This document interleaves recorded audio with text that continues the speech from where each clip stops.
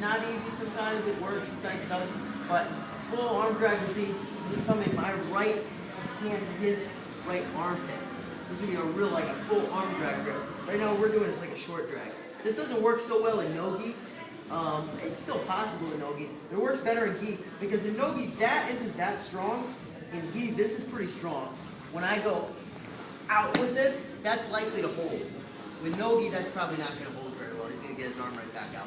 So with the gi, we can get away with this short drag working without having to be like, hey, watch out for the arm drag.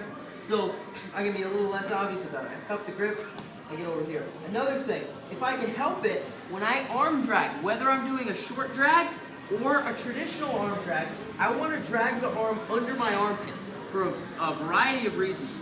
Number one, when I bring this under my armpit, I can now put some weight onto it and hold it down better. When I'm pulling it here, now it's like only finger strength that's holding it. Really not all, I can't count on that. If it's no-gi especially, I mean that's never going to hold. I need to have some kind of weight on it. So I like to have weight on it. In addition, if I'm doing a traditional arm drag, and I have his arm like this over me, when I go to drag his arm, he can wave it right back. Good.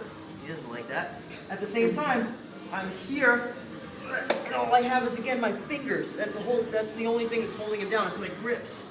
As opposed to, if I get here, and I can drag him by like this, now, he's not getting that arm back at all.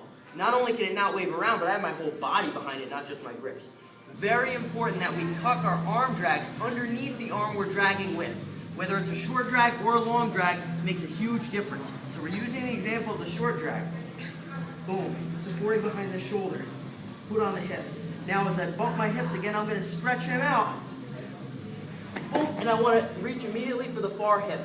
If I reach up for like the head, I'm really not kind of anchoring myself very well. I want to make sure I can control his hip, and I might need to bump my hips a little bit farther. Wayne and some other people are having a hard time pulling this leg out. Like, still in there. Right, when I reach up, when I'm sitting up with my chest, I'm pulling my hips out. So I'm sitting up, my hips are pulling out. And this foot is right here. I need my head on the far side, and now I can go ahead, open the far collar and feed the grip, head nice and snug, where we should be.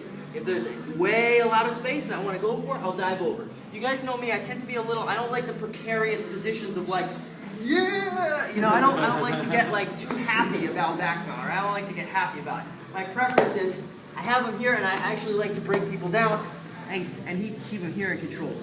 I like both hooks here more than I do when I'm on top. So, but if Brian's being like ridiculously, blatantly open about it and I can get it, I will get it. Just be wary of that detail, how to free up that leg like we talked about, scooting your hips out a little bit more, and always dragging that arm under the arm you're dragging.